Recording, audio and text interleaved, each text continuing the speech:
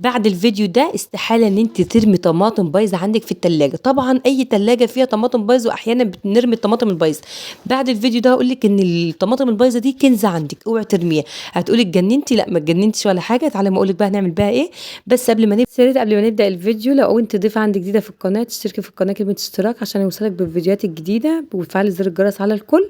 وكمان اللايك يا جماعة بيفرق معايا، اللايك عشان اليوتيوب يقترحنا اكتر، فيا ريت ما تنسونيش في اللايك. تعالى نبدا الفيديو وهنضرب الطماطم كويس جدا. جبت شفشق الخلاط كده وحطيت حوالي كوبايتين من الميه او نص لتر من الميه، وابتديت اضربهم كويس قوي قوي قوي، لان انا عايزه انعم الطماطم خالص واشيل كمان القشره من الطماطم. كده ابتدي اصفيهم وانا مش عايزه القشره خالص، وابتدي اضربهم ضرب كويس جدا جدا. عايزه تتعاصر معايا عصره حلوه، يعني عايزه الميه بتاعتها تكون كويسه وناعمه، مش عايزاها تكون الطماطم مش مضروبه كويس. خلاص انا خدت ميه الطماطم. عايزه اقولك ان الطماطم دي فيها اجزامات رهيبه، يعني الطماطم الضربه دي اوعي ترميها. بعد الفيديو ده استحاله ترميها تاني. وعليهم معلقتين من النشا، نشا الطعام، نشا الذره. فاهم حاجه في خلطتنا ان احنا ندوب النشا كويس جدا جدا جدا، عشان ما يتكتلش معايا في المرحله اللي انا هعملها المرحله التانية. معايا معلقتين كبار من نشا الطعام او نشا الذره، وبعد كده معايا كوبايه فاضيه كده، كوبايه فيها ميه، واحط عليها معلقه من الصودا كاويه او قشور البوتاص. عارفين قشور البوتاص او الصودا كاويه، او في ناس كتير بتقول عليها حجر تسليك المجاري. عايزه اقول لكم الماده دي ناسفه للدهون. واقول لك ان الصودا كاويه دي او البوتاص ممكن ترمي معلقتين في البلاعه وتنزلي بميه مغليه، قادره ان هي تنسيف لك اي حاجه في البلاعه وتسلك لك المجاري كامله. وكمان لو عندك حوض المطبخ مسدود، ممكن تدوبيها في كوبايه ميه زي كده وتنزليها، او مش ضروري تدوبيها في ميه، ترميها في الحوض المطبخ وتنزلي بميه مغليه، هتسلك لك حوض المطبخ واستحاله يتسد معاكي تاني. دي معلومات ليكي انتي.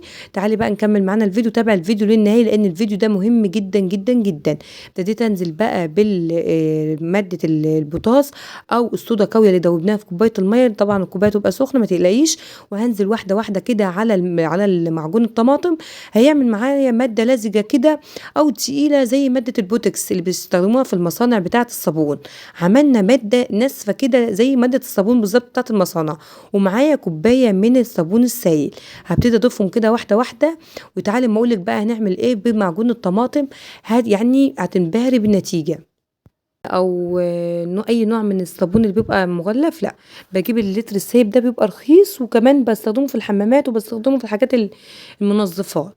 ابتديت ده كويس. عايزه بقى عندي كلور عادي، كلور الوان، انا عندي كلوركس الالوان.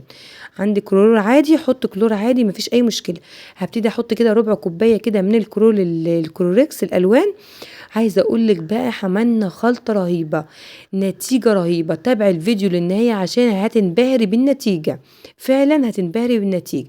ويا ريت تقولي لي انت بتتابعيني من انهي بلد عشان ارحب بيكي في القناه، وتقولي لي بعد ما تعملي التجربه دي او الخلطه دي وتنجح معاكي، تقولي لي في التعليقات ان عملتيها ونجحت معاكي، الوصفه دي نجحت معاكي. هبتدي بقى اعبي ازايز كده بقى، وزودي الكميه براحتك خالص. هبتدي اعبي ازازه البريل دي، وكمان هتكفي معايا ازازه من اللترين دي او لتر ونص الازازه البريل الكبيره. وكمان هعبي جزء كده فيها من البريل الازازه الصغيره. عايزه اقول لك كمان فوط المطبخ دي نفسها كانت بتبرق. الماده اللي نزلت كده في الارض كده على الرخامه، يعني المواد اللي نزلت مني كده وانا بعبي الازايز دي، عايزه اقول لك غسلت بيها الفوطه بتاعه المطبخ رجعت بتبرق. شايفين الدهون بقى؟ عايزه اقول لك سحر، فعلا سحر. ابتديت اوزع الخلطه اللي احنا عملناها او الطماطم اللي احنا عملناها على الدهون دي. صعب جدا ان هي اتشالت معايا بكل سهوله. ركنتها، مفيش، انا ما عنديش صبر ان انا اركنها. ركنتها حوالي 5 دقايق وشوفوا النتيجه في الاخر. النتيجه هتنبهروا بالنتيجه. يا ريت اللايك يا جماعه عشان خاطر تشجعونا اكتر واكتر عشان اعمل فيديوهات. يا ريت ما تنسونيش في اللايك، وكمان تقولي لي بتتابعني من انهي بلد، حتى لو قلب او ورده كده في التعليقات. شايفين الدهون؟ عايزه اقول لك دهون متراكمه بقالها سنين. انا جبت الشفاط دي من جارتي عشان اعمل لكم عليها الفكره دي، لاني انا دايما بعمل خلطات كتير، فدايما الشفاط بتاعي نضيف. عايزه اقول لك بقى الشفاط ده استحاله ان هو ينضف كده بالسهل. ابتديت اوزع عليه المعجون كده زي ما انت شايفه، واسيبه 10 دقايق. شايفين الدهون والاتساخات اللي عليه؟ يعني تقولي ده ما ينضفش معاكي ابدا، ده اخره نرميه، لا هينضف معاك ويرجع يبرق من تاني. عايزه اجرب لك حته كده، يعني انا ما عنديش صبر ان انا اصبر عليه، خدت 10 دقايق. شايفين بمسح بالفوطه كده وبغسل بالسلكه ناعمه، بيرجع معايا بيبرق. شايفين المنظر؟ بجد حاجة يعني وصفة خطيرة خطيرة خطيرة، وخلطة رهيبة جدا جدا جدا لغسيل الحيطان والشفاط وحوض وبوتاجاز وكله.